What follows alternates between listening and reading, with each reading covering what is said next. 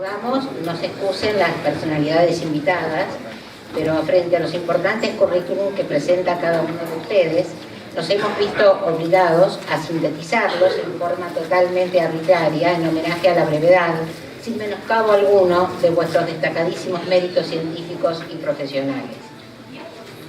El doctor Rubén Companuzzi de Caso es abogado y doctor en Ciencias Jurídicas y Sociales, es juez de la Suprema Corte de Buenos Aires y la Cámara Federal de La Plata. En varias oportunidades fue asesor del Consejo de la Magistratura de la Nación de la provincia de Buenos Aires y de otras provincias. Fue titular de Derecho Civil 2 Obligaciones en la Universidad Nacional de La Plata desde 1973 a 2012 y en la Universidad de Buenos Aires desde 1995 hasta 2013. Fue designado profesor emérito en la Universidad de La Plata y en la UBA, profesor consulto. Fue director del doctorado en Derecho en la Universidad Católica de La Plata y en la Universidad Nacional de La Plata. Autor de diferentes libros sobre temas jurídicos, ha colaborado con trabajos monográficos en diferentes revistas jurídicas y obras colectivas. Participó en congresos y jornadas de derecho civil en el país y en el extranjero. Un gusto, doctor. La doctora Marina Mariane de Vidal es doctora en Derecho y Ciencias Sociales. Ha sido juez de la Cámara Nacional de Apelaciones en lo Civil y Comercial Federal. Es profesora titular consulta a cargo de la Cátedra de Elementos de Derechos Reales de la Facultad de Derecho de la Universidad de Buenos Aires. Directora del Programa de Actualización en Derechos Reales, Departamento de Posgrado, Facultad de Derecho, Universidad de Buenos Aires. Miembro del grupo de profesores que colaboró con la comisión redactora del anteproyecto de reforma y unificación del Código Civil y del Código de Comercio del año 2010. Tuvo a su cargo el tema privilegios y derecho de retención. Miembro del cuerpo docente de la maestría en Derecho Notarial, Registral e Inmobiliario, de la Diplomatura en Protección del Patrimonio Familiar y de la Diplomatura en Derecho Inmobiliario, ambas dictadas en la Universidad Notarial Argentina. Es miembro titular de diversos institutos jurídicos, comités académicos y centros de estudio de distintas universidades argentinas.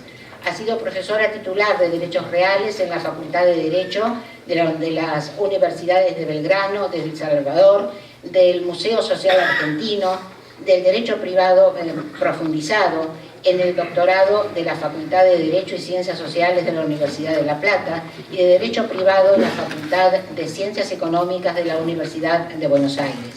Ha dictado gran cantidad de conferencias y cursos, ha intervenido en diversos congresos, jornadas, seminarios, así como autora de importantes obras que nutren la bibliografía jurídica argentina, entre los que cabe destacar Derecho Hipotecario, Régimen Jurídico de las Cosas Muebles, Derechos Reales de Disfrute sobre la Cosa Ajena, Interdicto de Adquirir y otros aspectos de la defensa posesoria, los privilegios en el Código Civil, la Ley de Concursos en colaboración con el doctor Guillermo Allende y Derechos Reales, que ha sido libro de texto en las facultades de Derecho de todo el país y también material de consulta de abogados y escribanos. Un gusto, doctora. El doctor Pablo Vidal es abogado graduado por la Universidad de Buenos Aires, titular de la Secretaría número 11 del Juzgado de Primera Instancia en lo Civil y Comercial Federal de la Ciudad de Buenos Aires. Desde 1998 docente en la Universidad de Buenos Aires como ayudante en el curso de grado en la asignatura Elementos de Derechos Reales. Actualmente jefe de trabajos prácticos y titular a cargo del curso en el ciclo profesional orientado de la Universidad de Buenos Aires en la materia Clubes de Campo y Barrios Cerrados. Docente en la diplomatura de la Universidad Notarial, docente también invitado por la Flaxo en la maestría de Propiedad Intelectual, expositor y disertante de distintas jornadas, congresos y coautor y colaborador en diversas publicaciones de las editoriales La Ley, Astrea y Zavalía. Un gusto, doctor. El agrimensor Norberto Fernandino es graduado como agrimensor por la Universidad Notarial de La Plata,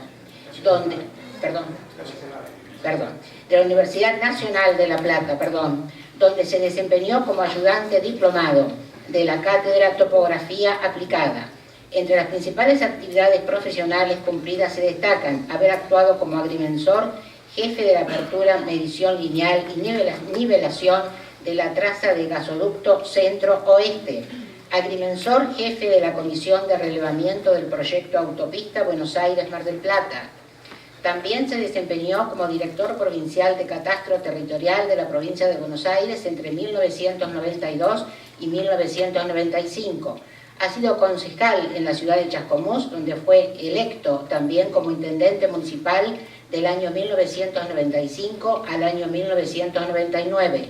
Fue diputado provincial electo desde el año 1987 a 1990, desempeñándose como presidente de la Comisión de Presupuesto e Impuestos de la Honorable Cámara de Diputados de la provincia de Buenos Aires. Posteriormente resultó electo senador de la provincia de Buenos Aires, ejerciendo su mandato hasta el 10 de diciembre de 2005. También fue asesor del señor ministro de Economía de la provincia de Buenos Aires con el rango de subsecretario de Estado entre 1991 y 1992. Con rango de ministro y con acuerdo del Honorable Senado de la provincia de Buenos Aires, ejerció el cargo de director general de Escuelas y Cultura de la provincia de Buenos Aires durante 1990 y 1991, y por elección de sus pares matriculados en la provincia de Buenos Aires ejerció la presidencia del Consejo Profesional de Agrimensura de la provincia durante 2 periodos consecutivos, desde 2007 a 2013. Un gusto. Intentará ser moderador, con facultades plenipotenciarias para modular los tiempos de cada exposición y las demás que requiera esa delicada función el doctor Fernando Varela, quien es abogado y doctor en Ciencias Jurídicas y Sociales, graduado por la Universidad Nacional de La Plata. Ha sido profesor de dicha universidad y de la Universidad del Museo Social Argentino. Actualmente es profesor emérito de la Universidad Católica de La Plata, amén de las funciones que ha cumplido y cumple en instituciones públicas y privadas de la ciudad y provincia. Se desempeña desde 1995 como asesor legal del Consejo Profesional de Agrimensura de la provincia de Buenos Aires. Doctor Varela. Bien, muchas gracias. Buenas tardes.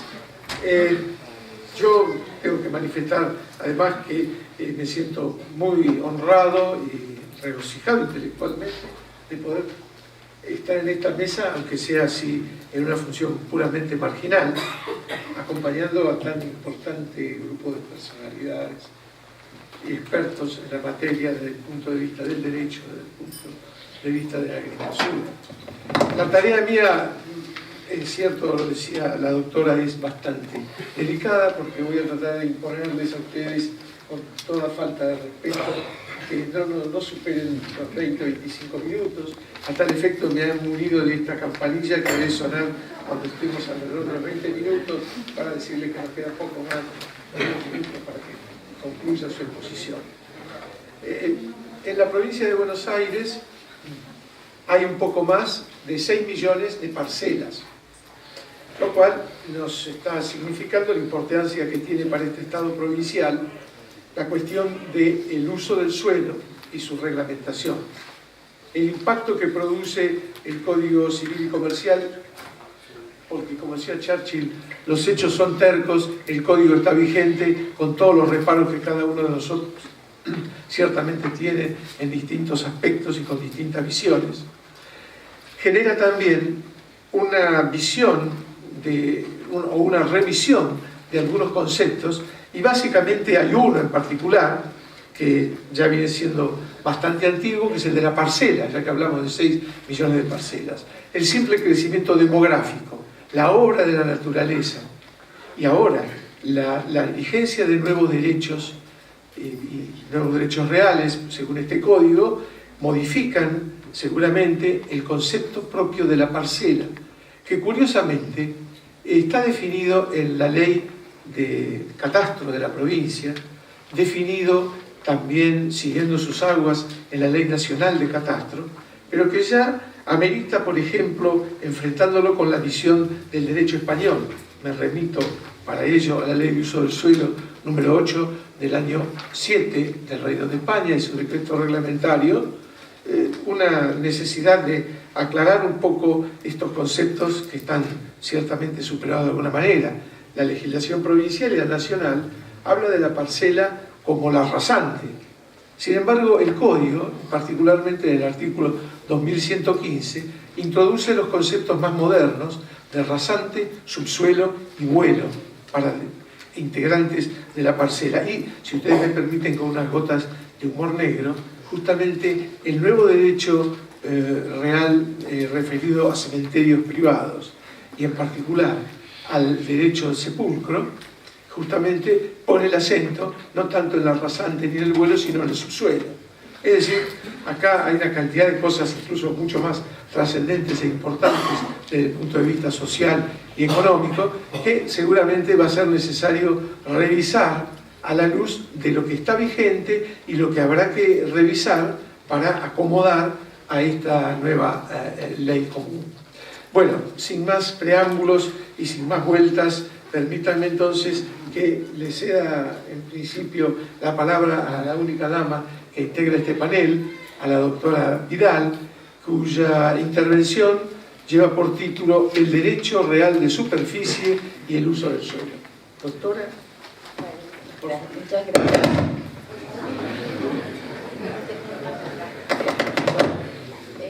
Buenas tardes a todos ustedes. Agradezco mucho a los que organizaron este evento, la asesoría de gobierno, el colegio de agrimensura, el auspiciante, el colegio de abogados, y a todos ustedes por estar acá. Agradezco que me hayan convocado y a ustedes que hayan venido a escuchar esta breve disertación mía, que voy a tener que ceñir para que la campana no me caiga sobre la cabeza, y voy a tratar de ceñir lo más posible mi exposición sobre un tema que me es muy querido, que es el derecho, este sí que es nuevo en nuestra legislación, el derecho real de superficie. El derecho real de superficie nació en Roma, ¿no? Como tantas otras instituciones, porque los romanos fueron los juristas más grandes de todos los tiempos.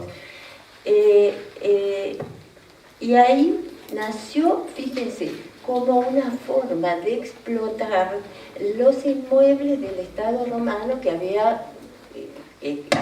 componían su patrimonio con motivo de las conquistas. Entonces, eso para no tenerlos ociosos, se entregaban en locaciones de largo término. Pero la locación, como derecho personal, era un derecho que no era oponible a todo el mundo. Entonces, cada vez que había un problema, el locatario tenía que recurrir al Estado para que se lo solucionara. Entonces, el pretor comenzó a darles acciones que podía ejercer contra cualquiera que lo inquietara o que lo despojara en el ejercicio de su derecho. Entonces ahí nació el derecho real de superficie, porque los romanos no dictaban normas como nosotros, sino que ellos eran prácticos y le daban una acción de alcance así general. Eso era un derecho real. Este derecho durante la Edad Media sufrió un gran descrédito. ¿Por qué? Porque había sobre un mismo inmueble, había un propietario y después había múltiples derechos reales a favor de terceros, como los censos, rentas, capellanía, mayorazgo, entre ellos superficie y enfiteusis. Entonces era tal que no se sabía quién era el verdadero propietario. Entonces nadie tenía la facultad, es decir, todos se querían, digamos, liberar de la obligación de cultivar el suelo, y entonces se desmerecían los inmuebles. Por ese motivo, entonces, hubo un gran movimiento que pretendió, o sea, que propició que los derechos reales fueran pocos, muy pocos, y suprimir todas estas desmembraciones del dominio.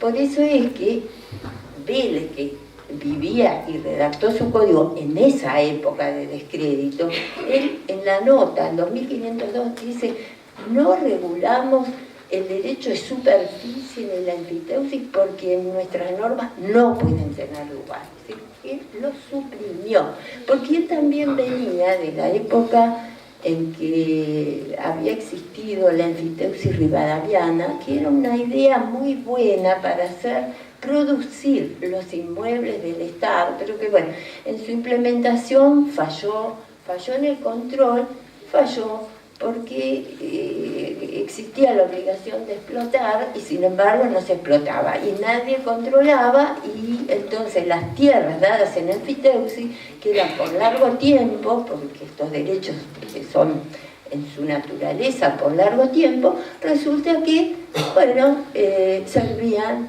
para especular y nada más.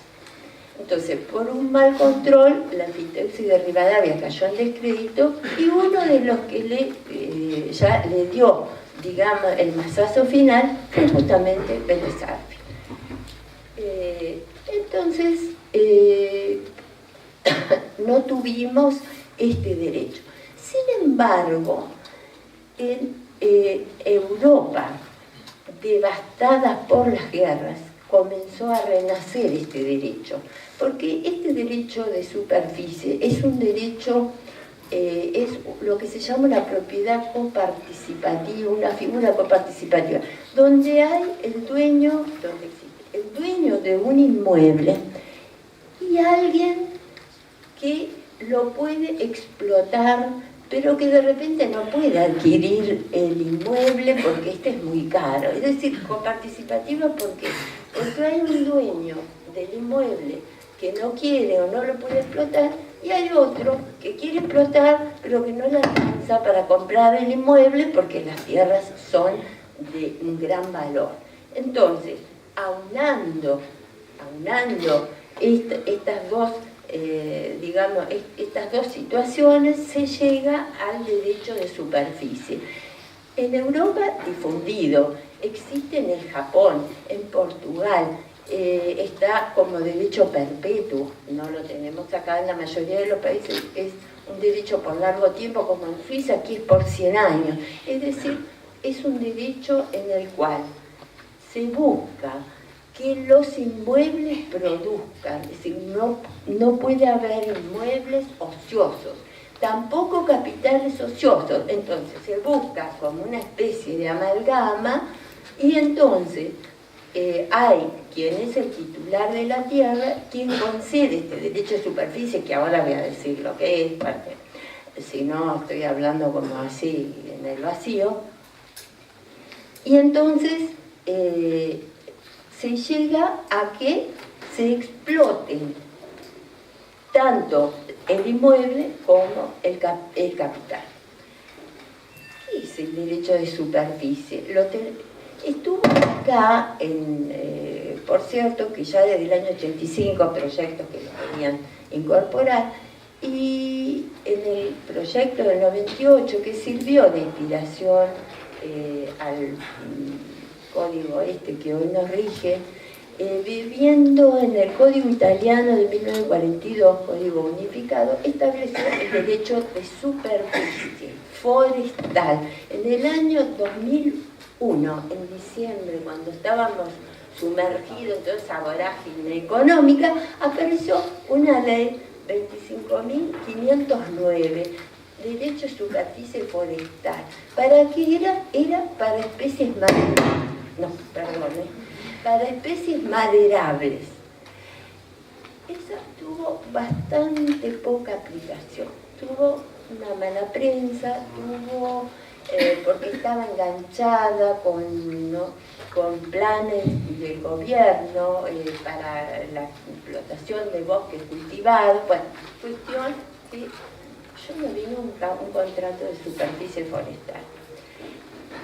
Pero como esta figura es muy importante, como en Europa, les digo, devastada por la guerra, ciudades enteras, por ejemplo Berlín, que quedó liquidada, se reconstruyeron sobre la base del derecho de superficie para construir. Entonces se comenzó a mirar con más cariño este derecho entre nosotros, ya lo he dicho, y se incorpora, esto sí es una figura nueva, es decir, del doctor López de Saqui, no hay demasiadas figuras en los derechos reales, es cierto, porque los derechos reales son los más conservadores de todos los derechos. Entonces, pero acá se incorporó este nuevo derecho real de superficie. Entonces, ya hecha la propaganda, este derecho que yo lo quiero difundir a donde voy, trato de hablar de esto para ver si los abogados, si los notarios, dicen, mire, acá hay una posibilidad de explotar, de hacer buenos contratos, los cuales puedan, digamos, incorporar al tráfico jurídico esta figura que es tan importante y tan beneficiosa. Bueno, entonces como ya pasaron no sé cuánto, entonces voy a empezar. ¿Qué es el derecho de superficie? El derecho de superficie exige, para comprenderlo, que nos despojemos de la idea, es decir, abrir un poco la cabeza en el sentido de que hay que despojarse de la idea de la accesión, porque todo lo construido y plantado sobre el suelo, sobre un inmueble, es de titularidad del propietario de ese suelo. Todo lo edificado en el vuelo, para usar una nueva terminología, o sea, en el espacio aéreo, y hacia abajo, es decir, todo lo subedificado o edificado por debajo, entonces eso es del dueño del terreno, que es el dominus. Pero de este principio de la accesión se suspende cuando existe la posibilidad de conceder el derecho real de superficie a un tercero. Entonces, ¿qué pasa? El propietario se desgaja gran cantidad de facultades, todo su contenido. ¿No me había nadie? ¿Me escucha? No, porque ahora me di cuenta. Voy a poner un poquito. Se desgaja, por eso se habla de dominio desmembrado y desmembración del dominio. Se despoja de facultades que van a las manos de otro, en este caso el superficial. Y él se queda con una propiedad que le quedan pocas, sí, tiene el poder de disposición, pero siempre con el derecho de superficie, que es un derecho real, impreso como una etiqueta arriba de su inmueble. Por eso se dice que es un propietario desnudo de facultades. Se habla de nuda propiedad, desnuda de facultades útiles. ¿Qué pasa a la cabeza del superficial? Muy bien, entonces nos despojamos de esta idea de accesión, principio suspendido para el derecho de superficie. ¿Y en qué puede consistir este derecho de superficie? Tiene dos modalidades. Una es la que concede el derecho al superficiario de construir o plantar sobre el inmueble de otro. Y dice, hacer suyo lo plantado o construido, es decir, ya no hay más accesión en la superficie, lo plantado o construido es del superficial. Entonces, el nudo propietario pone la tierra y el superficiario pone el capital para construir o plantar, hace suyo lo plantado o construido y lo puede explotar, es decir, el derecho de superficie da facultades amplísimas de uso, goce y disposición material y jurídica del inmueble de que se trata. La nuda propiedad sigue subsistiendo. El propietario podrá enajenar el inmueble, pero lo enajena con el derecho de superficie, que ya lo digo, como derecho real es oponible erga omnes. La otra modalidad, ¿entienden? Hay que abrir la cabeza. La otra modalidad es cuando ya existe una plantación o existe una edificación. Entonces, en ese caso, el derecho de superficie puede consistir en transmitir a otro la facultad de uso, goce, disposición material y jurídica sobre lo edificado o plantado. Y Y eso constituye lo que se denomina propiedad superficiaria, que no es el dominio de que hablaba el doctor López Mesa, ni el dominio que nosotros conocemos. Es otro tipo de propiedad lato sensu, es una propiedad superficiaria. Esta propiedad superficiaria, entonces, tiene estas dos modalidades, por eso a mí no me gusta discutir si se trata de un derecho sobre cosa propia o ajena. Bueno, el código lo caratula derecho sobre cosa propia, pero en realidad hay que tener bien presente que el inmueble sigue siendo propiedad del nudo propietario. El superficiario va a adquirir la propiedad superficiaria de lo plantado o construido, que él lo plantó o construyó o que ya estaba y le concedieron el derecho de superficie. Entonces, es como un derecho real, se constituye por contrato, o, bueno, prescripción solo la breve para bonificar títulos que pudieran tener imperfecciones, pero que por contrato que puede ser oneroso o no, porque estas facultades que desgaja el nudo propietario pueden ser onerosas o gratuitas, generalmente serán onerosas, y el superficiario va a pagar un canon o solarium, como se llamaba antes, y canon periódico, puede pagarlo de una vez, como las partes lo acuerden. Entonces, ese contrato, desde luego, será hecho por escritura pública porque es un inmueble y deberá ser registrado en el registro de la propiedad inmueble correspondiente, para el cual en el folio del inmueble se anotará como restricción al dominio, en el apartado, en el rubro restricciones y gravámenes. Y después se le abrirán sus matrículas para el derecho de superficie. ¿Por qué digo esto? Porque la superficie, que puede ser, digamos, convenida por el propietario, quien tenga un derecho de propiedad horizontal, o quien sean los condóminos, este derecho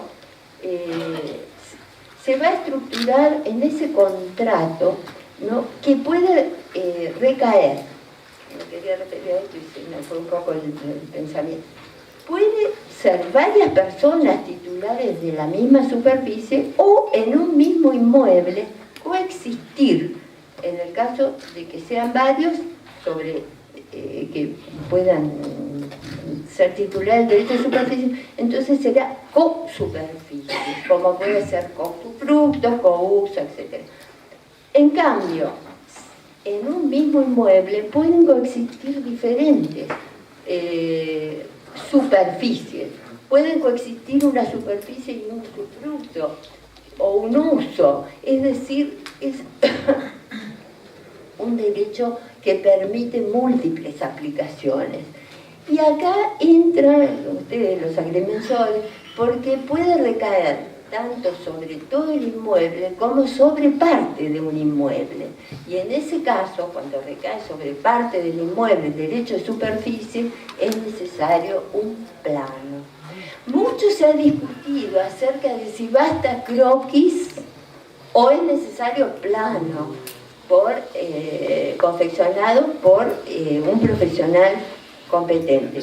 Y tanto en la ciudad de Buenos Aires, el registro de la propiedad, como en la provincia de Buenos Aires, puede discutir más, se llegó a la conclusión de que cuando la superficie recae sobre parte material, requiere plano de mensura. Que en la ciudad, bueno, se dice no necesita ser aprobado por catastro, ni registrado, ni nada, pero en la provincia de Buenos Aires se exige su aprobación por el catastro, ¿no? Entonces, ese es el objeto del derecho a superficie. Y ahora es un derecho transmisible. Ah, ¿me queda? Bueno, entonces...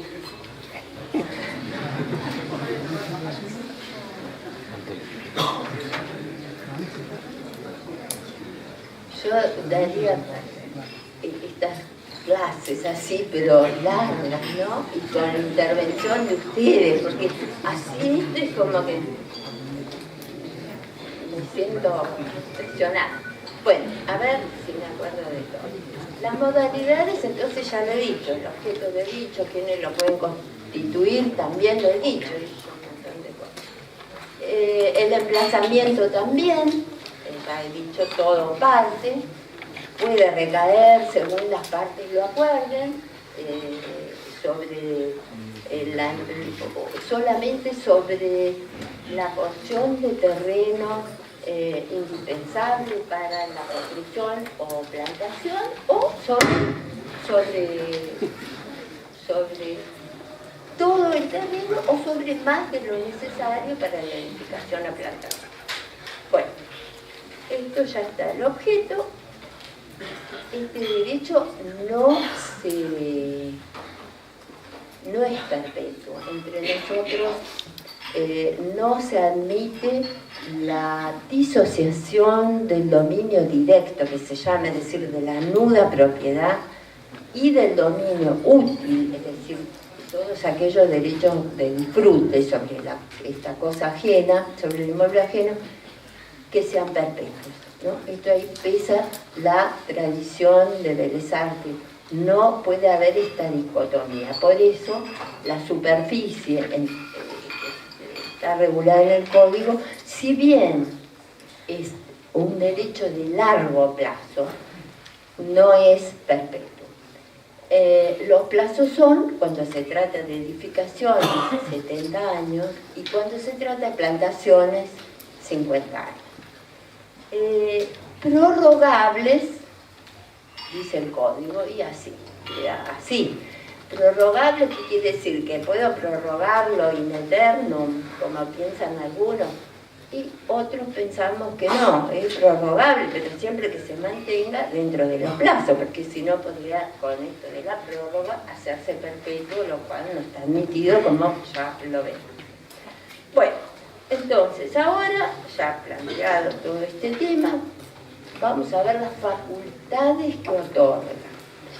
Ya dije, facultades de uso, goce, disposición material y jurídica, porque el derecho de superficie es transmisible, es una de sus características estatutarias. No se podría decir, el derecho en el contrato es intransmisible. Pero entonces podría sí incorporarse una cláusula, me parece, que dijera que la transmisión está sujeta a la conformidad del nudo propietario, porque a mí me puede resultar muy bueno un superficiario y otro no. Entonces, ¿cómo no voy a poder moderar esta facultad de transmisión? ¿Y por qué digo que se podría? Porque en caso de negativa abusiva del nudo propietario a darme la conformidad, puede recurrir al juez. Entonces esto me parece que no es suprimir, sino morigerar o flexibilizar la facultad de transmisión del derecho a superficie. Desde luego se transmite y el nudo propietario se tiene que soportar esto, porque así esto es lo que pactó. Con lo cual, además de esto, es transmisible mortis causa, es decir, que si se muere el superficiario, pasan los herederos. Con lo cual, se observa la superioridad del derecho a superficie respecto al usufructo. Porque el usufructo, cuando es para personas jurídicas, se extingue a los 20 años, y cuando es para personas físicas, bueno, que ahora se llaman humanas por esta cosa, pero es la misma, ¿no? Como yo digo, es el mismo perro con otro collar. Bueno, entonces, porque a veces se cambian los nombres, pero es lo mismo. Entonces, la persona humana o física,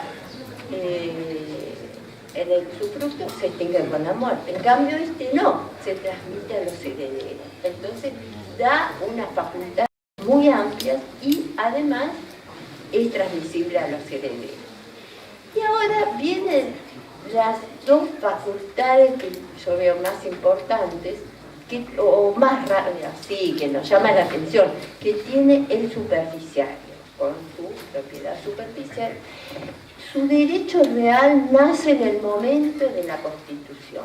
Es decir, título, modo, ya sabemos, bueno, nace el derecho, o para ponerle a tercero lo escribimos, y a tercero de buena fe, ¿no? Y entonces lo tenemos ahí. Desde que nace son, para las plantaciones, creo que ya lo dije o no, estoy apurada, bueno, 50 y 70. Bueno, ahora, desde que nace, y esto lo recalco, hay derecho real oponible de favor. Con lo cual, ese derecho lo puedo grabar. Grabar. Ah, sí, puedo constituir gravámenes para conseguir crédito, me sirve para conseguir crédito. Y, por supuesto, para explotar, ¿me entienden? Si voy a plantar o a construir, voy a necesitar crédito. Ya puedo grabar ese derecho, ¿entienden? Porque este código admite que las garantías reales se constituyan sobre bienes, no solamente sobre cosas. Este es un caso típico. Derecho a plantar, derecho a construir, que es derecho real porque el legislador quiere que sea un derecho real oponible al nombre grabable. Esto se discutió con la ley de superficie forestal. Siempre olvidé esto por mandarme la parte, siempre dije, no, se puede grabar, ¿cómo no se va a poder hipotecar? El legislador quiere que grabame, va a haber sobre inmueble que no se hipoteca, también anticresis, pero bueno, no, anticresis también, por la doctora Bella hemos escrito que también... ¡Ah, ya está!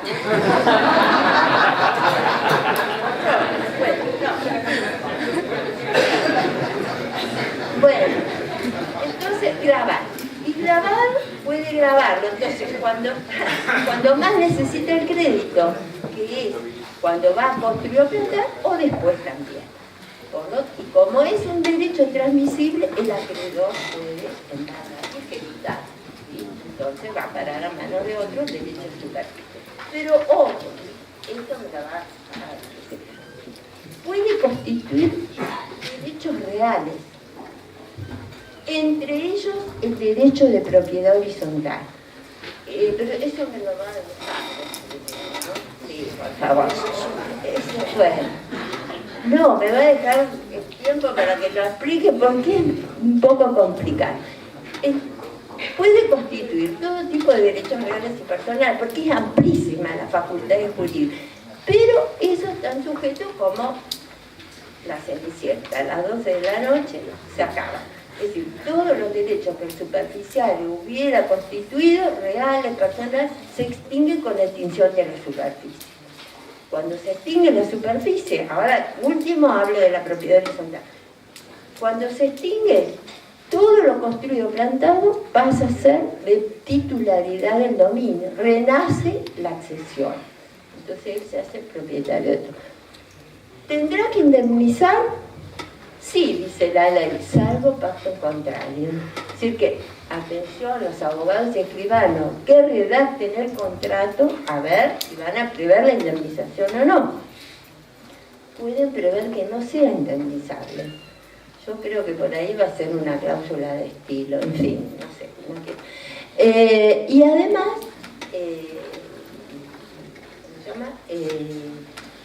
Se puede prever en el contrato cómo se va a calcular la indemnización. Y si no se prevé, bueno, el código da sobre la base de lo incorporado y que subsista en los 2 últimos años de la superficie. Eso no importa. Pero lo más novedoso es el asunto de la propiedad horizontal. No porque cuando hay propiedad horizontal los copropietarios puedan otorgar el derecho de superficie para sobreelevar o hacer en el subsuelo. Imagínense ustedes cocheras subterráneas. Si hubieran existido en Puerto Madero el derecho de superficie, esas cocheras hubieran sido construidas a través de la superficie. Pueden ser teatros, de todo tipo de construcciones, es maravilloso. En el ya sometido a propiedad horizontal, lo que se sobreleve será de los condóminos, después habrá adjudicaciones una vez que se extinga la superficie.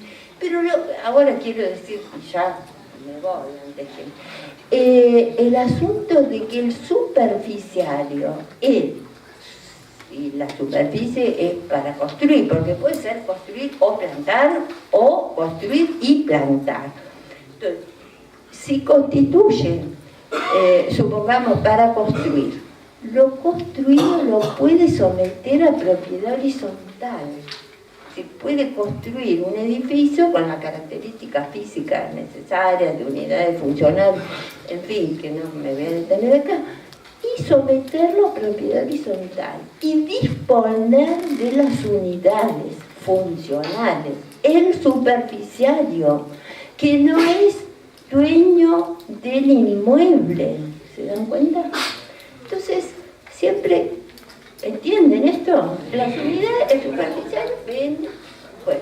Y entonces, siempre, sobre todo los escribanos dicen, bueno, esto ni los instrumentos, porque esta facultad, atención también, cuando se redacta el contrato hay que hacerlo siempre con la ley en la mano. A ver, ¿puedo prohibirle al superficiario someter a propiedad horizontal? Sí, puedo. Pero si no digo nada, puede someter. Así que para evitar sorpresa, atención con las previsiones contractuales. Y entonces, siempre se dice, ¿y para qué voy a...? ¿Quién va a querer adquirir una unidad en propiedad horizontal sujeta a un término?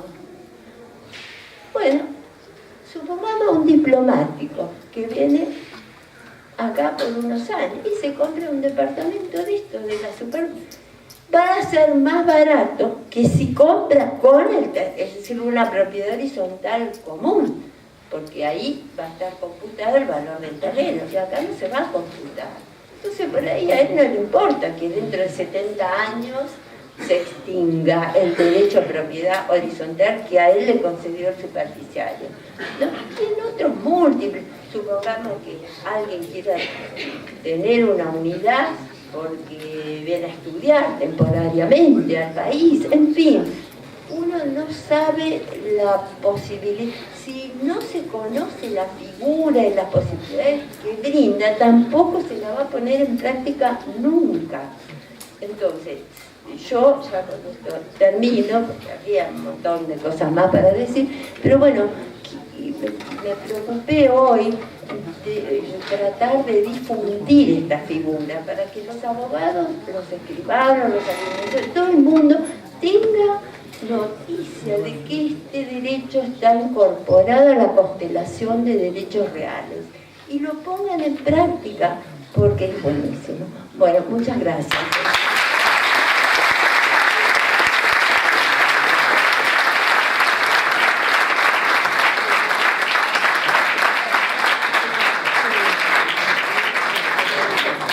Bueno, doctora, muchas gracias por su intervención.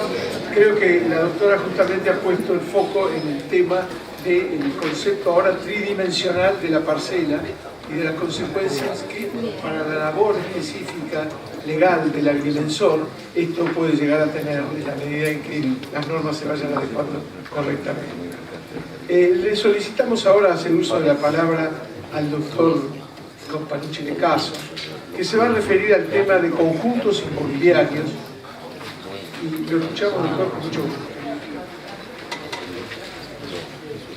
Ahora sí. Bueno, le agradezco muchísimo al doctor Varela esta cordial invitación a compartir esta importante mesa y este acto tan agradable. Así que bueno, me voy a referir a un tema que no es ciertamente de la especialidad que elegí de hace muchos años, pero resulta de lo más interesante e importante. El nuevo Código Civil y Comercial ha incorporado una serie de figuras, como ha multiplicado el número de contratos en el libro tercero, ha incorporado derechos reales que ya estaban en los proyectos anteriores, desde el 87, los dos del 93, especialmente el del 98, que fue un poco el signo y espejo del nuevo Código Civil y Comercial. Así que tanto la doctora Mariana Vidal como el que habla participamos en alguna medida en este código tan controvertido y tan discutido, pero teníamos una especie de consejo de tomar en consideración el proyecto del 98. Y en este tema se ha seguido no a pie juntillas, como dirían en España, pero ha tenido una referencia concreta a la otra cuestión. Lo cierto es que este es un tema que responde a un fenómeno de tipo social. Como decían los romanos, factum oritur ius, es decir, los hechos predisponen al derecho. Si no hay hechos, no hay derecho. ¿Y acá qué ha ocurrido? Ya hace muchos años la gente ha tratado de buscar otros horizontes para vivir.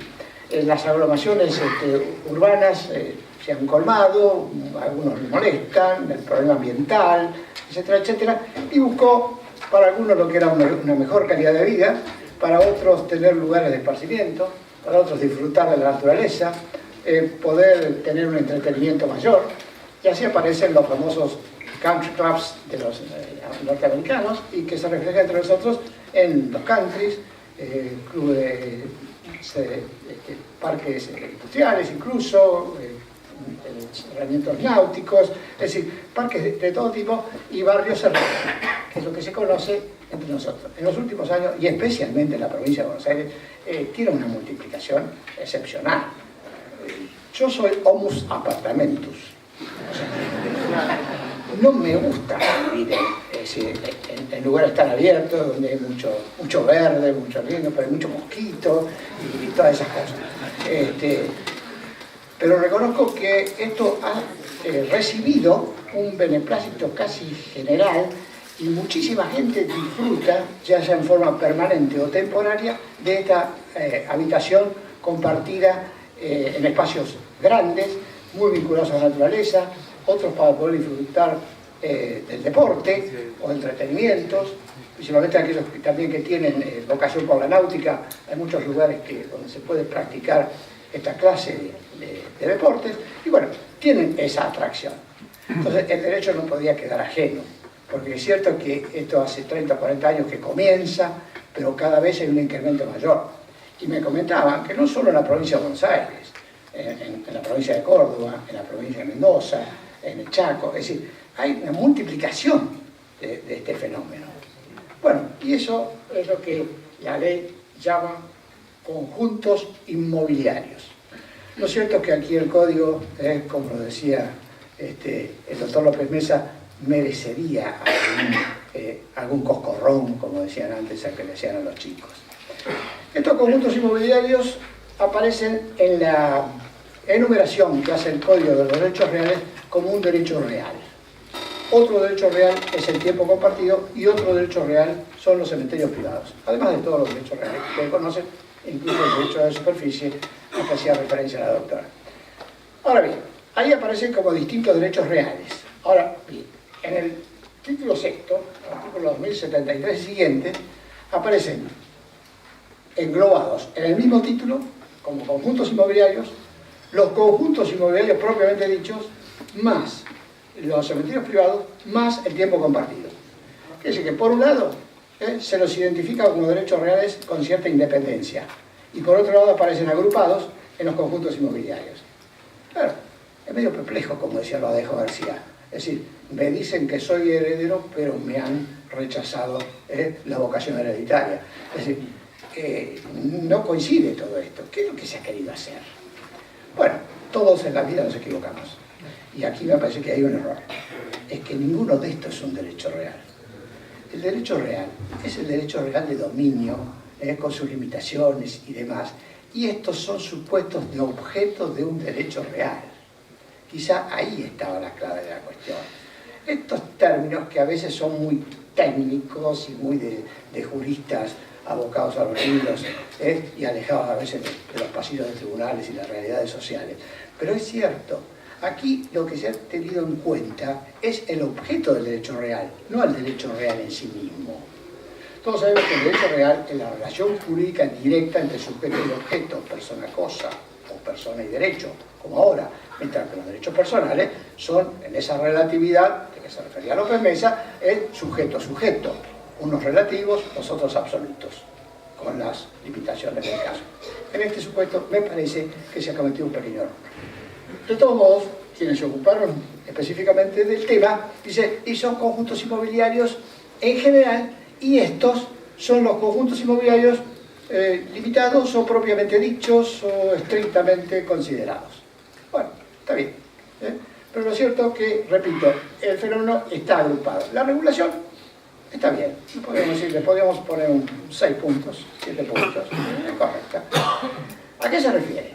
Bueno, a este fenómeno donde hay una multiplicidad de sujetos que aparecen titulares de dominio de diferentes parcelas que tienen algunas esa propiedad plena y propia, es decir, son privadas, y además bienes de uso común y para todos.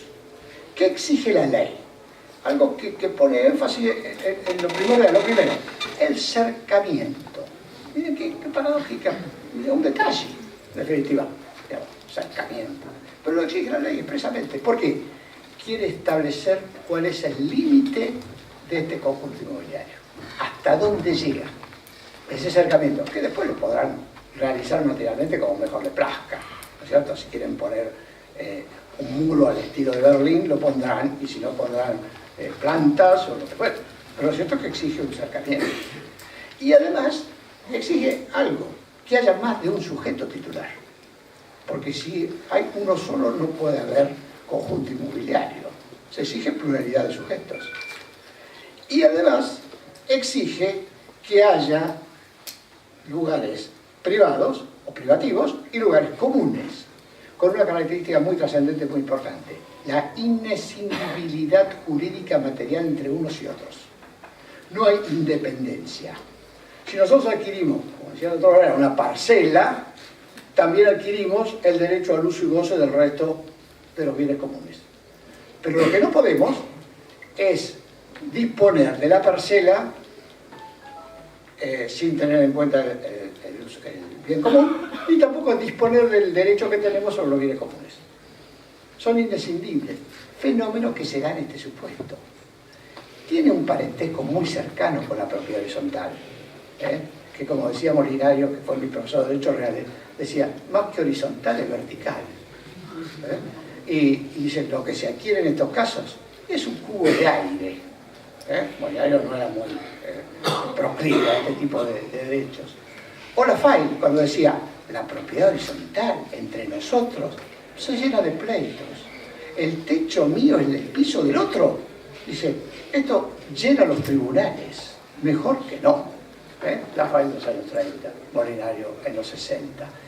Pero bueno, siempre tuvo esa zona de conflictividad, esa zona de riesgo de la propia convivencia. Entonces, aquí la ley tiene que organizar un sistema muy especial, muy particular, para que esa convivencia sea posible.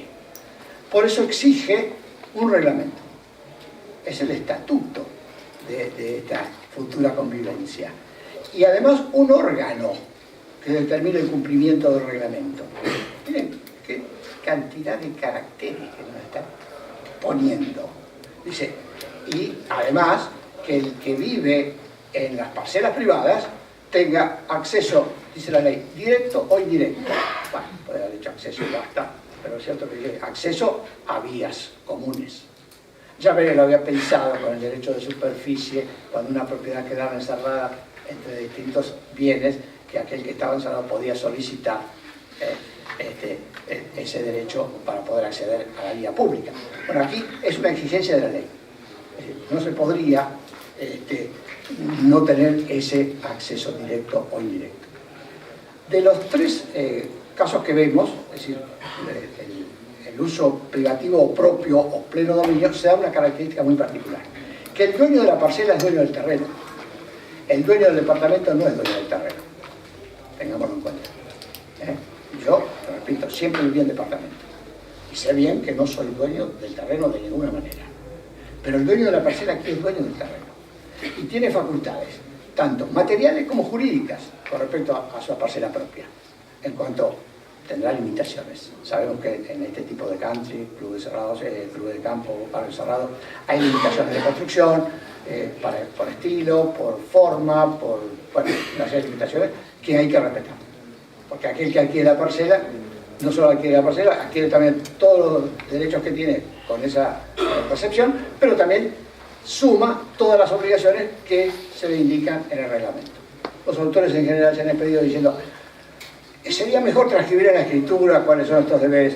o por lo menos decir que conoce el reglamento y sabe de todas las limitaciones, restricciones, etcétera, etcétera. Cosa que mañana no alegue la ignorancia de la ley, lo que es muy difícil o casi imposible. Bueno, quiere decir que el titular de la parcela tiene facultades. Facultades de tipo de disposición material, la forma de general, etcétera, etcétera. Y además tiene facultades para usar y gozar de los bienes comunes. Es decir, que es el titular de la parcela. Y en cuanto a las facultades jurídicas, bueno, puede grabarla, puede disponerla, puede enajenarla, etcétera, etcétera. Incluso, es curiosa, la ley establece que si va a enajenar, es posible que se pacte en el reglamento que tenga derecho de tanteo, así se llama en España, y bueno, nosotros también, derecho de tanteo por parte del órgano consorcio o titular del country. Quiere decir que si alguien va a vender, se puede pactar que la prioridad o el derecho de preferencia, o pacto de preferencia que existe para la compra-venta, pero no había aparecido nunca en esta figura, se dé a favor del country. ¿Qué pasa si este señor enajena, no hace saber nada a nadie y viene un titular? ¿Habría derecho de retracto? El derecho de retracto importa que existe en el Código Español que si uno tiene una parcela, debe ofrecérsela a los linderos. Si estos no aceptan, y establecer condiciones, precios, etcétera, etcétera, si estos lo aceptan, recién se habilita a venderlo a un tercero. Es un problema de limitación de espacios y demás, ¿no es cierto? ¿Qué ocurre si alguien vende a un tercero y no hace saber nada de esto a los linderos? El lindero tiene derecho de dejar sin efecto la venta para que él poder adquirirla. ¿Existiría lo mismo en estos conjuntos inmobiliarios? Lo dejo como interrogante. Pareciera que si existe el derecho al tanteo, también existe el derecho al retracto. Pero bueno, será motivo que los abogados astutos inicien algún pleito invocando estas normas. En cuanto a los usos de las cosas comunes, bueno, le corresponde al sujeto cultural en la medida también y sujeto a los reglamentos.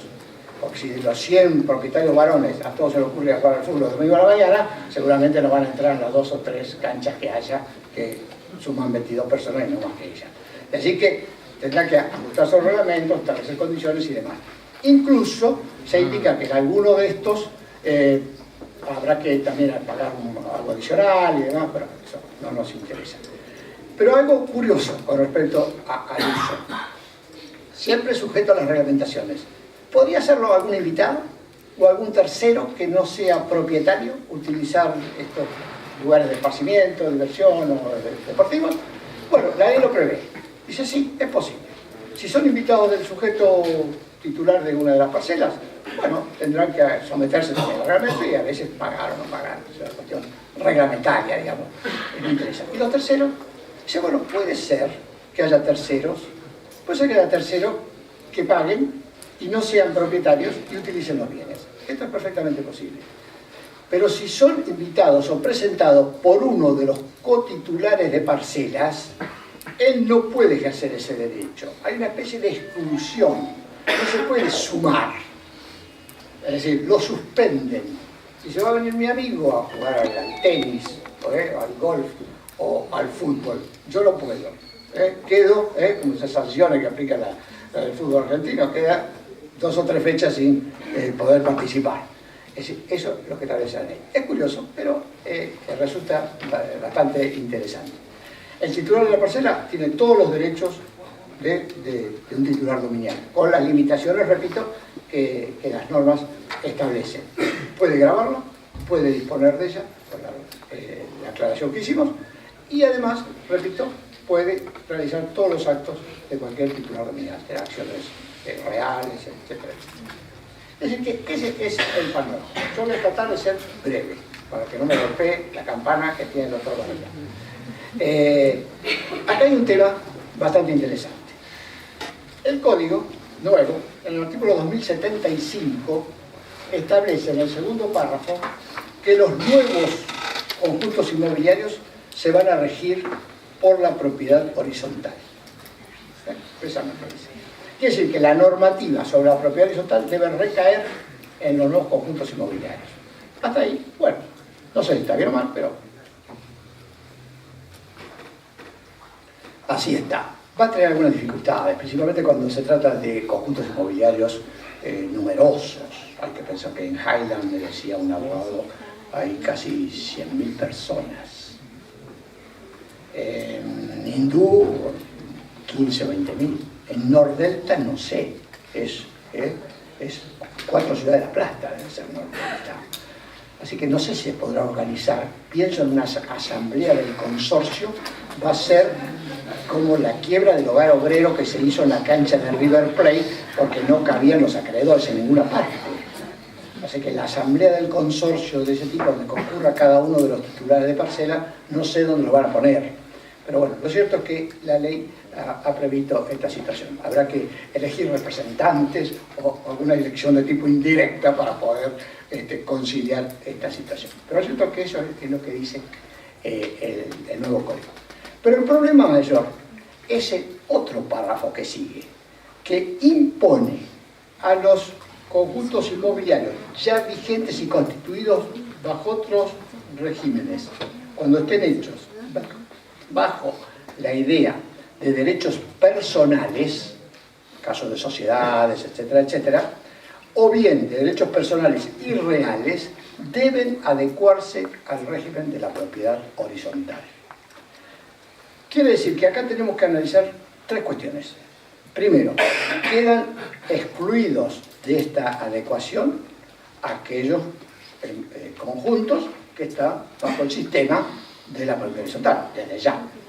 O bien bajo el sistema de derecho real, dominio y condominio. Condominio de las cosas comunes, dominio de las cosas privativas. Hasta ahí tampoco hay problema. Quedan incluidos en la amenaza legal aquellos que están como derechos personales y reales, o bien derechos personales solamente. Y esta es la cuestión. Me comentaban también que realizar una modificación plena de situaciones ya previstas y ya vigentes significa no solamente una incomodidad de tipo personal, sino que además una incomodidad de orden económica mayúscula.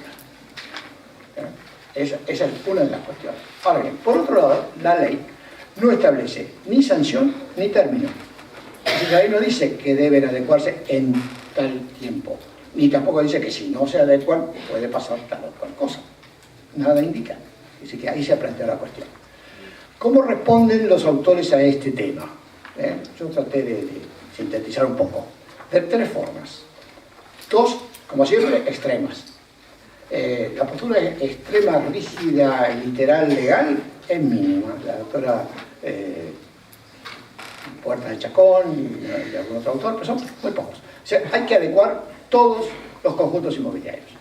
Hay que dejar de ver todo lo que se hizo, realizar nuevos planos, escrituras, inscripciones, todo lo hacemos, como si demoliéramos la casa vieja y tratamos de hacer una nueva. Esa es una postura.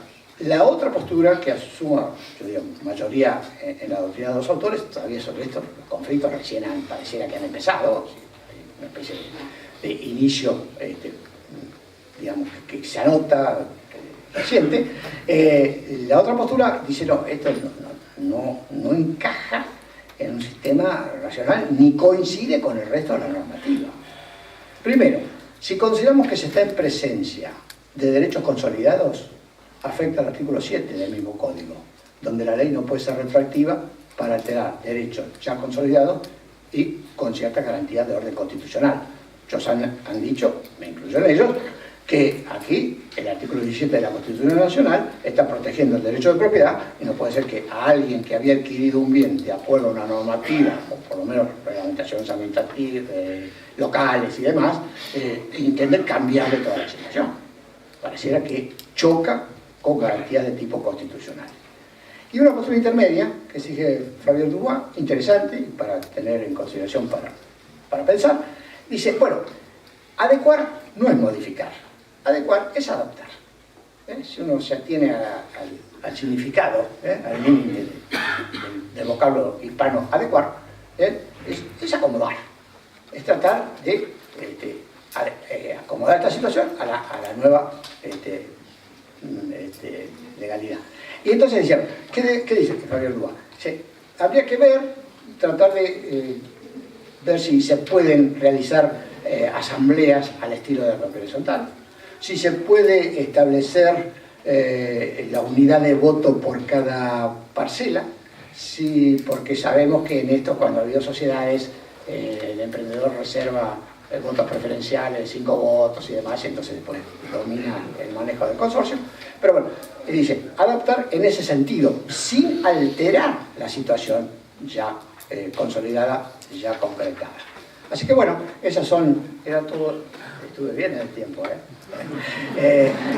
era todo lo que les quería decir, y observen que esto es bastante importante y ha traído muchísima inquietud por parte de la gente vinculada a estos conjuntos inmobiliarios. Les doy muchísimas gracias por...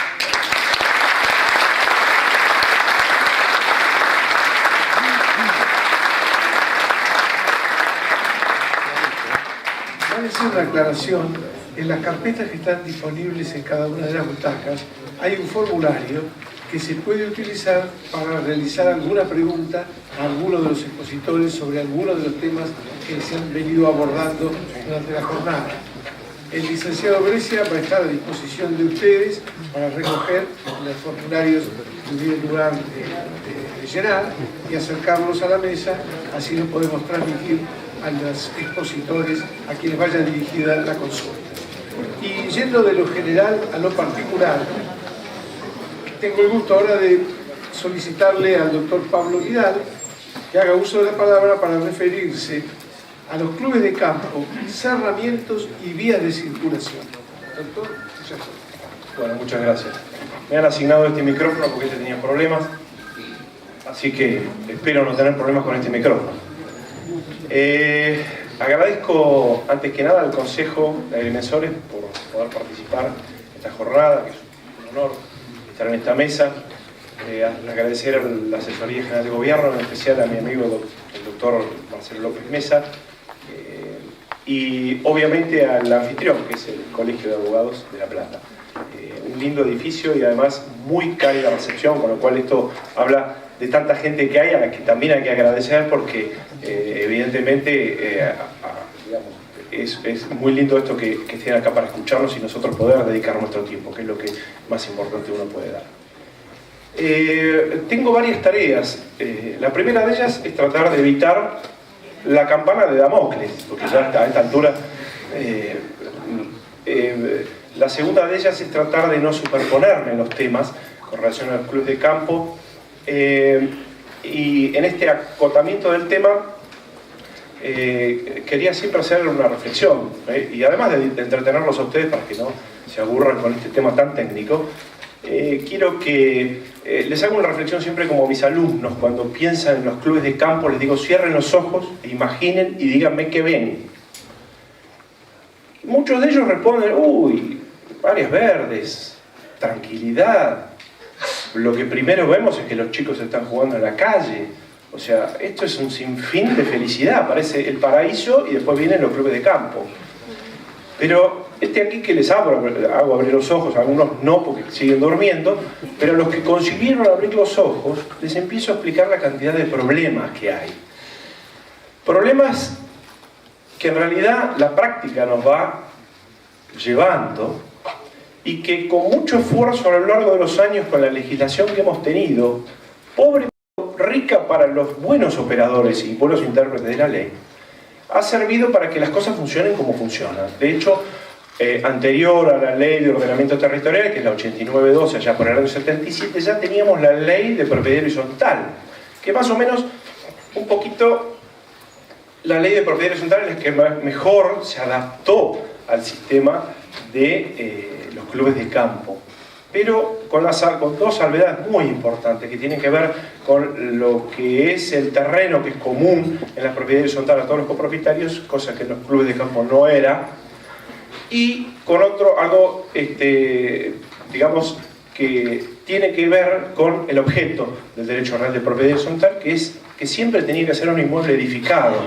y uno iba a un club de campo y era un páramo, no había nada construido.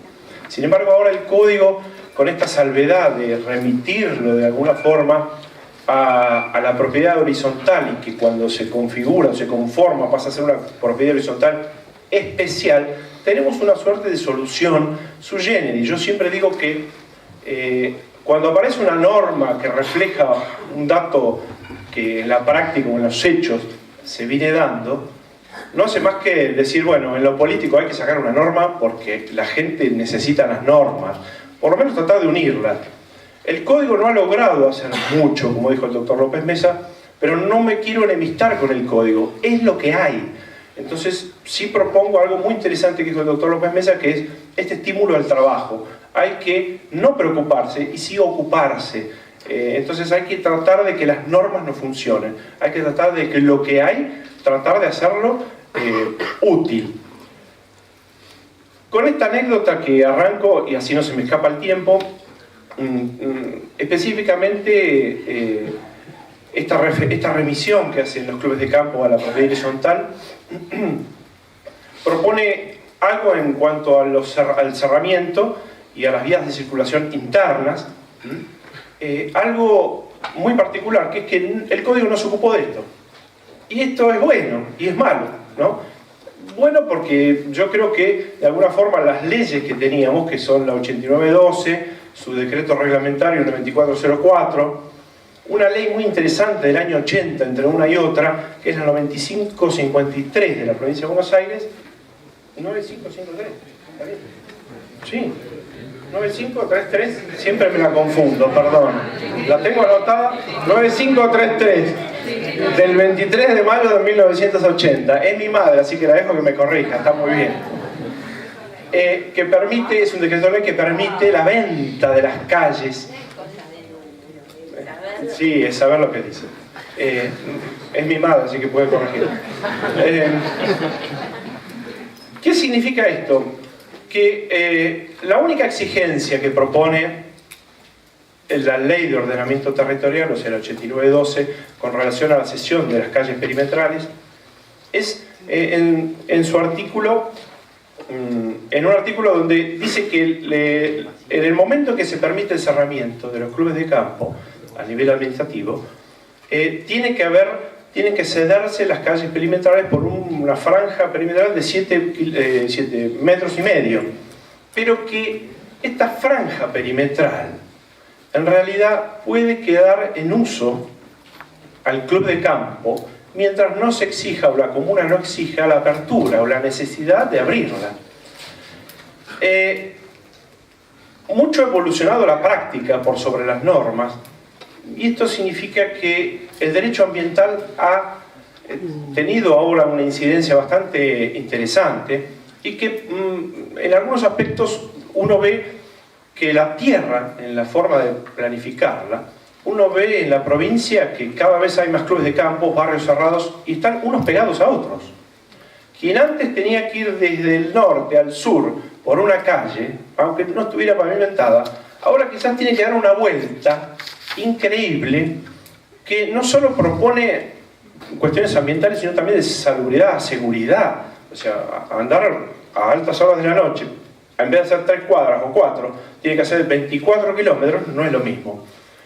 Pero ¿qué ocurre? Este cerramiento, que exige la ley de ordenamiento territorial, la cesión de las calles perimetrales, propone la idea de que la comuna en realidad puede abrirlas en cualquier momento cuando haya un interés general que haga que la decisión administrativa sea proclive a la apertura, o sea, que vuelva a su estado al uso de, digamos, de la comunidad. Con lo cual, esto no hay antecedentes, no encontrar antecedentes que hagan que la calle perimetral vuelva a manos de la comuna por alguien que lo haya solicitado.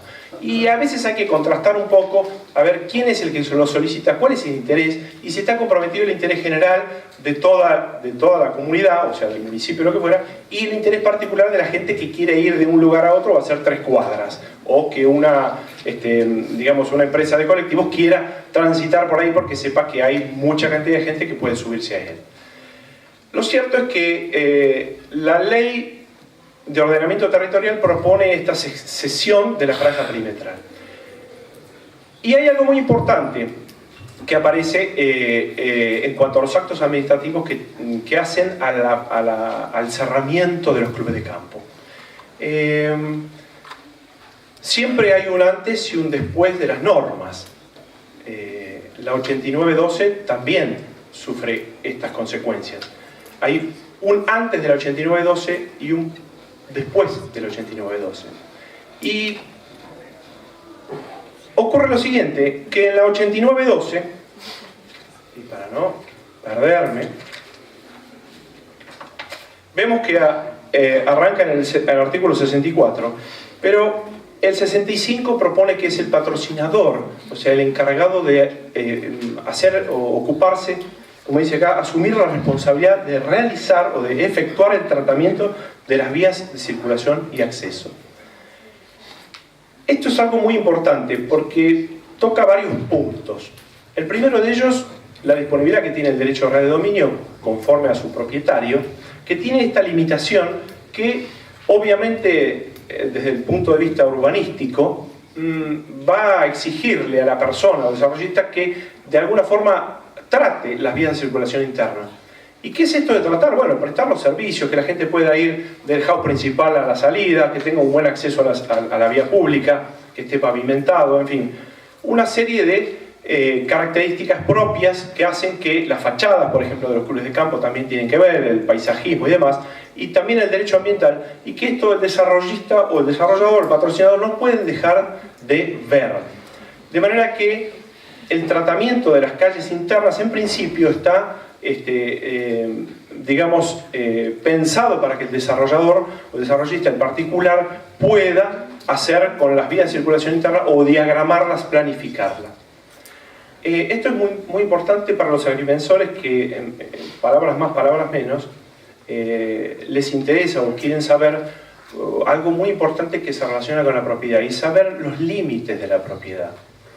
Saber hasta dónde va una parte común, saber hasta dónde va una parte privativa, saber cuáles son las parcelas, cuáles son las vías de circulación interna, cuáles son las vías o las calles perimetrales seguidas al municipio, en fin, todos estos números. Ahí vi en una bolsita por ahí la medida que sí interesa para los agricultores. La verdad me llamó poderosamente, me encantó la idea. Es cierto, las medidas sí interesan. Entonces, veamos que en lo específico, en principio, en primer lugar, está dedicado, las vías de circulación interna están pensadas para que el desarrollista las realice. Pero hay algo que la propia ley 8912 señala con las situaciones preexistentes. Y dice el 67 que en las situaciones existentes, o sea, refiriéndose a las anteriores a la ley, cuando una misma entidad jurídica agrupe a los propietarios de parcelas ubicadas en un club y existan calles públicas, podrán convenirse con la respectiva municipalidad el cerramiento total del área y la prestación de los servicios habitualmente de carácter comunal bajo la responsabilidad de la institución peticionante. Y en todos los casos se garantiza que los organismos públicos en el ejercicio de su poder de policía, porque esto sigue existiendo, tengan libre acceso a las vías de circulación interna y control sobre los servicios comunes. Esto significa que las situaciones existentes pueden darse que se haya dado la autorización administrativa de cerramiento, o sea, se haya autorizado el cerramiento, pero existan calles públicas en su interior, o sea, que quedaron encerradas. Estas calles públicas que han quedado encerradas, dice acá, podrá convenirse con la municipalidad el cerramiento total del área. Y estas calles tienen que tener un tratamiento que evidentemente el nuevo código plantea como que no pueden tampoco, en las situaciones preexistentes, hacerlo motu propio, sino que tienen que, digamos, cumplir con todos los lineamientos administrativos o locales de planeamiento y demás que tienen que ver con las autorizaciones locales. De manera que si quedaron las calles públicas encerradas, pasamos a un paréntesis donde vemos que para que un bien público, y voy a tratar de ser conciso más que concreto, cuando un bien público del Estado queda desafectado del uso público, en principio la cosa pierde como esa característica propia que es ese uso público, esa función, ese servicio que presta esa cosa pública.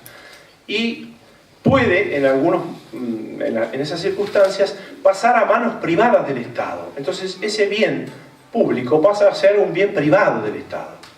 De hecho, el decreto ley 9533, ahora lo dije bien, del año 80, propone que la venta, cuando habla del régimen de inmuebles del dominio municipal y provincial, propone en el artículo 7, 8 y 9, proponen la posibilidad de venderse las calles. Esto es algo muy importante porque aquellas calles públicas que se consiga su desafectación como bien público y pasa a ser del dominio privado del Estado, son enajenables, de modo que se pueden vender. Vender, obviamente, al patrocinador, al desarrollista, a los clubes de campo, con lo cual queda incorporado este bien, esta calle, al dominio exclusivo del club de campo. Estas situaciones, en realidad, puede darse otro ejemplo que tiene que ver con situaciones posteriores. Y acá hay que hacer alusión al decreto 9404, que es el reglamentario de la ley de suelo, que en su artículo,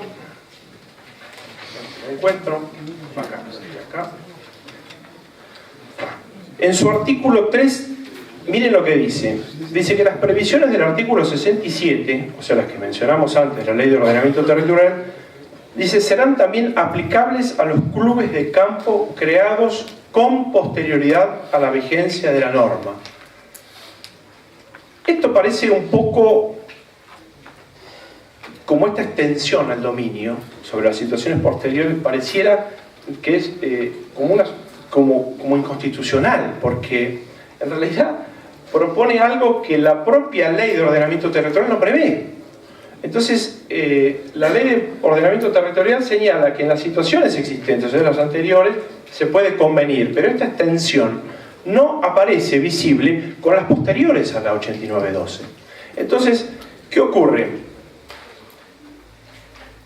Puede darse el caso en que un emprendimiento, un club de campo, adquiera tierras aledañas al club de campo y pida la autorización, modificación de planos para encerrar ese pedazo de tierra adquirido y que en el medio haya quedado alguna calle pública. Entonces, o se consigue la desafectación y se incorpora y se vende, y si no se puede hacer eso, pasa que tiene que quedar encerrada. Y acá, cuando uno dice que se le permite por la autoridad local el encerramiento, hay como una suerte de contradicción, porque si se permite el encerramiento, parece ilógico que abran después la calle pública, o que en realidad, yo quiero decirlo de otra forma, es mejor pensado cuando uno ve que esa calle pública en los hechos, como dijo la Corte Suprema, en un fallo que después les doy, ha dicho que en los hechos queda desafectado ese bien público del Estado. Entonces, si en los hechos quedó desafectado, mientras dure el cerramiento, esa calle va a quedar desafectada, porque para desafectarla en los hechos tendrá que abrir nuevamente el cerramiento, situación que es muy difícil de encontrar. No creo que ningún municipio decida de la noche a la mañana abrir, digamos, o desautorizar el cerramiento para que una calle pública vuelva a tener su uso, porque obviamente va a tener que indemnizarle y demás. Entonces, este convenio con la municipalidad, yo les cuento esto también porque yo no soy como el doctor que vive en un departamento, yo vivo en un club de campo y estamos llenos de problemas ahí. Uno de ellos es esto, que una calle en realidad troncal ha quedado delimitada dentro del ejido del club. Y en su conformación, cuando se autorizó el cerramiento, la municipalidad que dijo, bueno, démosle el uso exclusivo, convengamos el uso exclusivo, o sea, se firmó un convenio por el cual no podía desafectarse porque era una vía troncal a través de la legislatura, pero sí se concedió ese uso exclusivo a los que viven ahí adentro. Pero esto es como toda decisión administrativa, es precaria, es una tenencia precaria. Y en cualquier momento puede venir un intendente y decir, señores, ya está, esto se terminó, no provoca más problemas que satisfacciones, entonces abrimos la calle y el club de campo, digamos como que a nosotros queda dividido prácticamente en dos. De hecho, en el convenio se estableció la posibilidad de que había que construir un puente para los que quedaban del otro lado pudieran pasar al lado donde estaba el juego principal, la cancha de tenis, etcétera, etcétera, etcétera. De modo que estas situaciones, en realidad, donde en los hechos pareciera desafectada la calle del uso público, yo entiendo que no habría ninguna necesidad de convenir con la municipalidad esta suerte de uso, aunque la calle fuera pública, porque con el cerramiento queda desafectada en los hechos del uso público. En consecuencia, yo digo, hasta que mientras dure el cerramiento, mientras el club conserve la categoría por la cual fue autorizado el cerramiento, es muy difícil que la autoridad de aplicación abra el cerramiento y diga esto vuelve a la calle pública. Otra cuestión, yo con esto termino el tema. Yo sé que da para mucho más, pero es demasiado técnico y me parece que esto de las vías de circulación interna es suficiente. Quiero hacer alguna, para no superponerme demasiado con los temas de otro panelista, con relación a la adecuación de los clubes de campo al nuevo sistema. Hoy día plantea, a mi modo de ver, que también lo sufro en carne propia en el club de campo donde vivo, propone un tema muy delicado que tiene que ver en la práctica con intereses que uno a veces nunca conoce ni puede conocer, pero que pareciera como que hay intereses que proponen la idea de que se aplican de pleno derecho las normas nuevas del código a todas las situaciones. Hay posturas extremas, como la de Puerta de Chacón, hay que analizó el doctor, la otra de la doctora Mariani, que yo a poco que la he escuchado a ella y hemos conversado sobre el tema, hemos visto que la doctora Belia también, que está acá, la escribana, que escribieron juntos en un libro que después les paso los datos, Clubes de Campo y Barrios Cerrados, y que en realidad esto de la adecuación, a poco que se razona en cada uno de los casos en particular, propone la idea de que en cada caso específico, y esto lleva a la interpretación de las normas, a que cada caso específico tiene que ser analizado concretamente. O sea, no puede aplicarse esta adecuación ni toda de pleno derecho, como es visto que algunos proponen, o decir directamente que es totalmente inconstitucional, no sirve, no se puede adaptar, no se puede, que hay la idea de esta que esto no es es una adaptación, no una modificación. Entonces no hay que salir corriendo a modificar todos los planos. De hecho, el registro suspendió, tengo entendido que ha suspendido esto, la doctora Bella seguramente, si se lo preguntan, ella sabe mucho, ha suspendido la adecuación, la inscripción de la adecuación de este tipo de emprendimientos.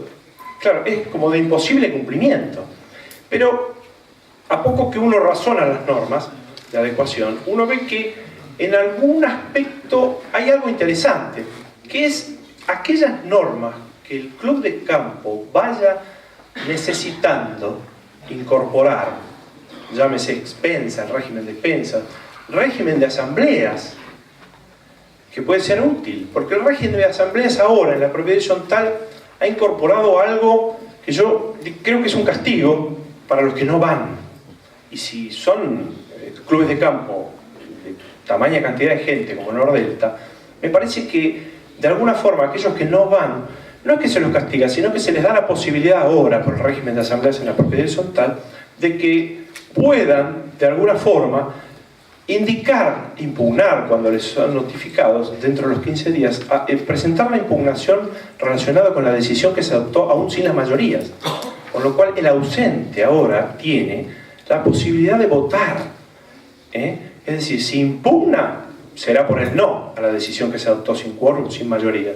Pero si no impugna, su silencio es interpretado como positivo a la decisión. Con lo cual, esto de la modificación para las asambleas por ahí es hasta beneficioso en el club de campo, o cuanto más gente hay mejor, porque la gente que decide no ir frente a la orden del día, decide no ir o no participar, obviamente va a tener la posibilidad de hacerlo en la impugnación. Y ya con esto me cayó la campana de Damocles.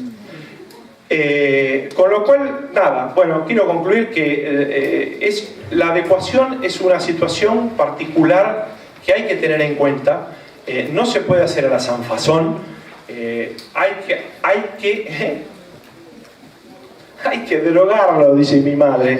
Yo digo que no, hay que amigarse. Está bien, puede ser, la idea de inconstitucionalidad es muy grande, muy fuerte. Pero yo digo que en cada situación hay que tratar de adaptarse. Pero de buena forma, o sea, hay formas para hacerlo y tienen que hacerse, tienen que buscarse la vía apta para hacerlo. Bueno, nada más. Muchas gracias.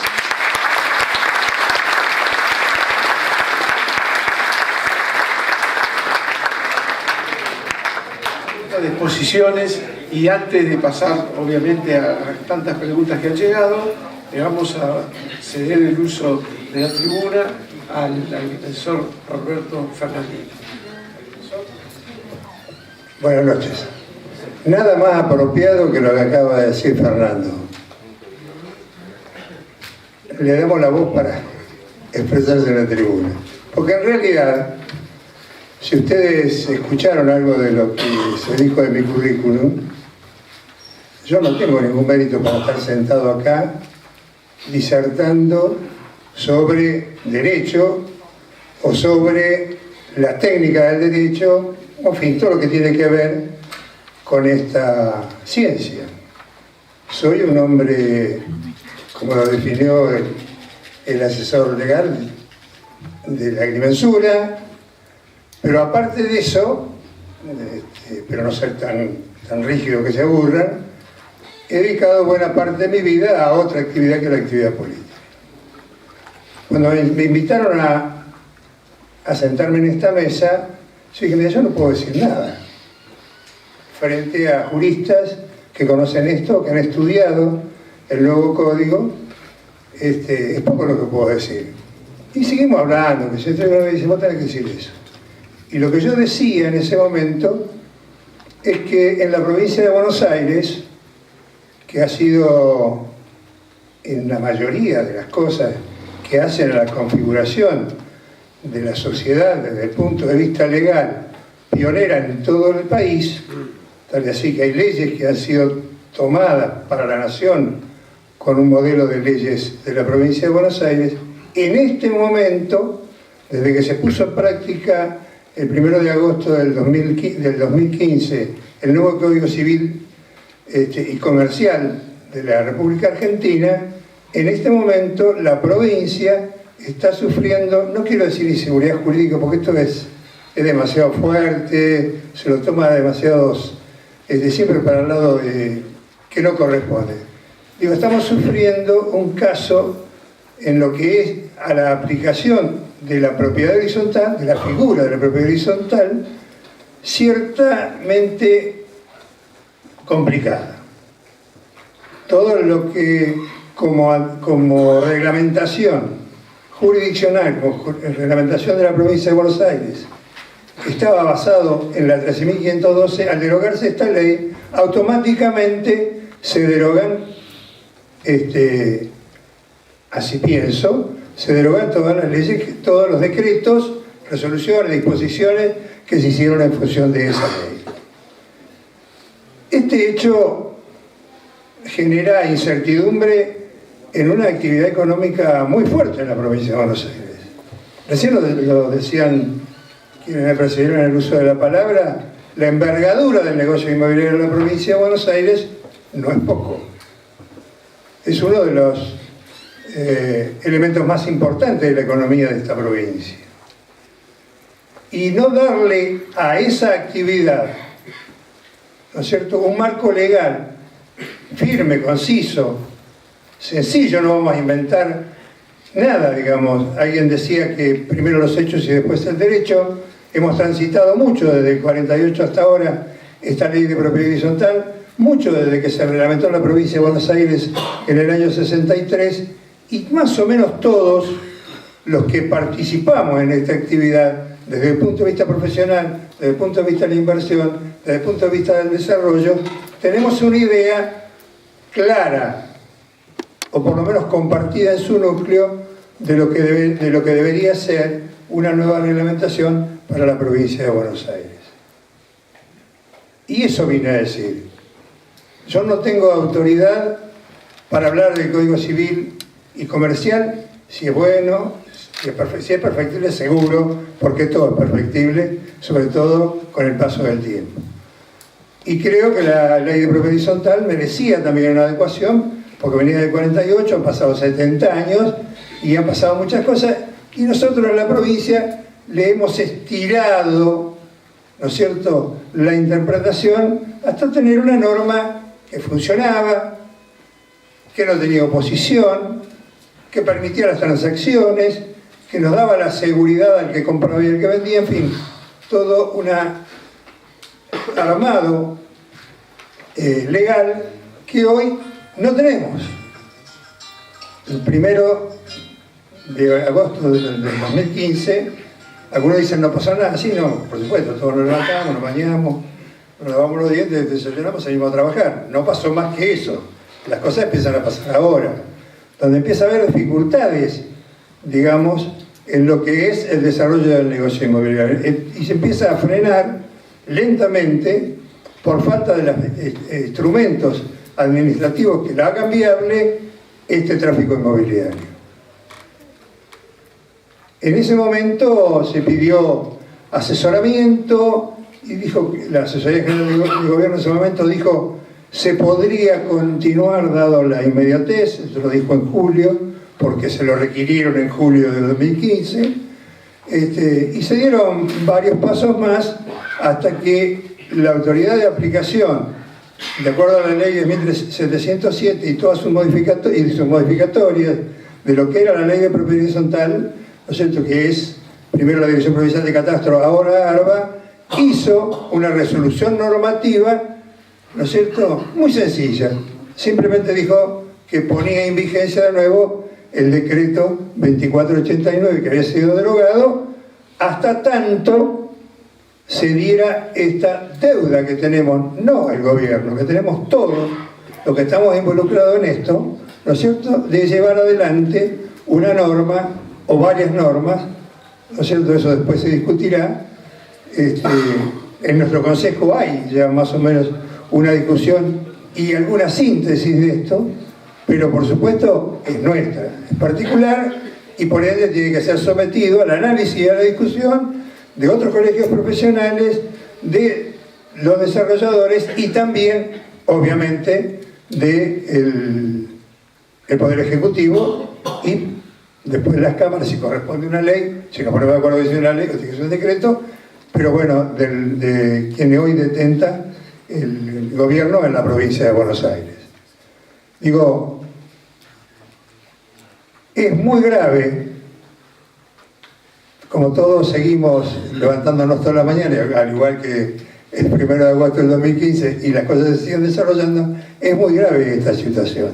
Ya se empiezan a trabar algunos emprendimientos, ya empezamos a no tener respuesta a los profesionales para determinadas situaciones que se nos plantean, porque no nos arriesgamos a seguir con una resolución normativa que es lo único que hizo fue prolongar esto, a ver si en ese interín todos nosotros reaccionamos y nos damos la norma que nos debemos.